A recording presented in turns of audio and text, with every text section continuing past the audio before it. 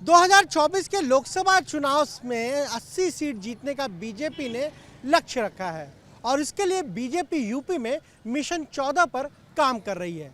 यानी वो 14 सीटें जो बीजेपी मोदी लहर में भी नहीं जीत पाई और इन सीटों पर बीजेपी ने 2024 के लोकसभा चुनाव से 3 साल पहले ही काम करना शुरू कर दिया था। यानी जहां पर लोकसभा के सदस्य नहीं थे वहां राज्यसभा सदस्यों को प्रभारी बनाया। उन्होंने 100 बूथों का दौरा किया और उसके बाद जो केंद्रीय मंत्री हैं उनका एक क्लस्टर बनाया और उन्हें क्लस्टर प्रभारी बनाया।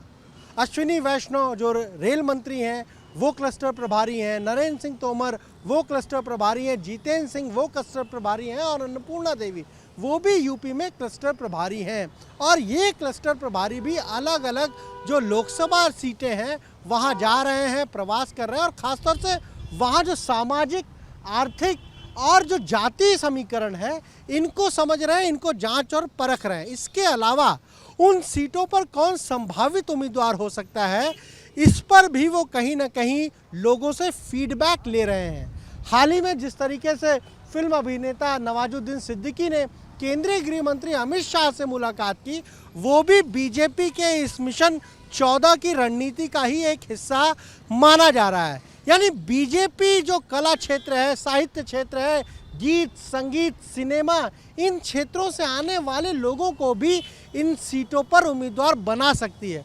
परंपरागत चेहरे नहीं बल्कि ऐसे चेहरे जो लोगों के बीच लोकप्रिय हैं। उत्तर प्रदेश में तो इसका उदाहरण भी है। रवि किशन भोजपुरी सिनेमा के अभिनेता, दिनेश लाल यादव भोजपुरी स्टार और वो दोनों बीजेपी के सांसद हैं।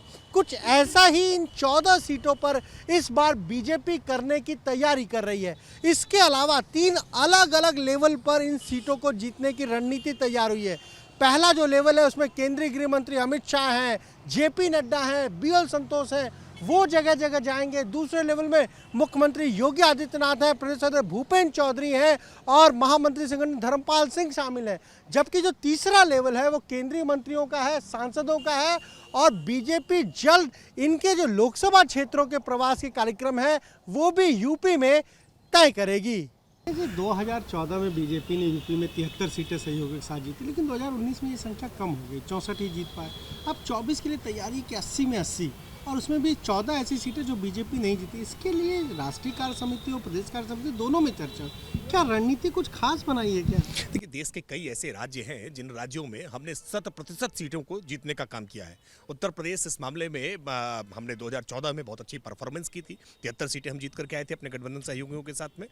सपा बसपा ने एक गठबंधन बनाया था जिसमें बहुत तरह से बरगलाने की कोशिश की थी। भारतीय जनता पार्टी ने उसके बावजूद उनके तमाम अफवाहों को, उनके तंत्र को तोड़ते हुए 64 सीटें जीतने में सफलता हासिल की थी। भारतीय जनता पार्टी इस बार ये प्रयास कर रही है कि हम 80 की 80 सभी सीटें 100% उत्तर प्रदेश में इस बार जीत करके प्रधानमंत्री नरेंद्र मोदी जी को एक तोहफा दें, क्योंकि नरेंद्र मोदी जी स्वयं उत्तर प्रदेश से सांसद हैं और इसके लिए भारतीय जनता पार्टी ने एक केंद्रीय स्तर पर रणनीति बनाई है जिसमें केंद्रीय मंत्रियों का उत्तर प्रदेश की उन सीटों पर प्रवास हो रहा है जिन सीटों पर हमें पिछली बार सफलता नहीं मिली थी। और अभी उपचुनाव जब हुए हैं तो हमने रामपुर और आजमगढ़ जो परंपरागत तौर पर समाजवादी पार्टी की सीटें थीं उनको हमने उनसे छीन लिया है। इसलिए कार्यकर्ताओं का मनोबल भी बढ़ा है, उत्साह भी है, ऊर्जा भी है, उमंग भी है और डबल इंजन की सरकार का हमारे पास आज एक उपलब्धि भी है। हम पूरे विश्वास के साथ हैं 80 की 80 जीतेंगे।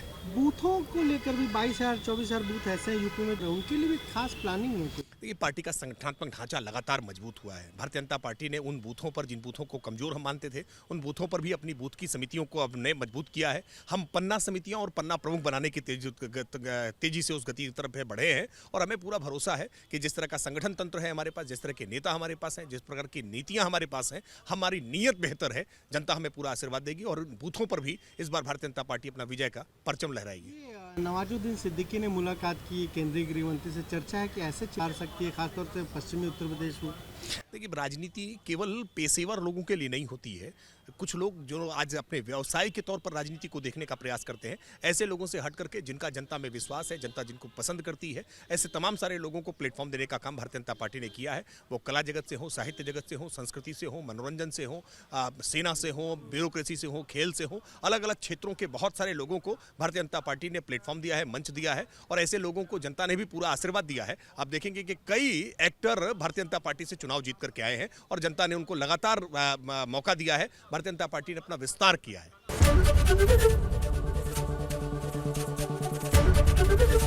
एबीपी गंगा, खबर आपकी, जुबान आपकी।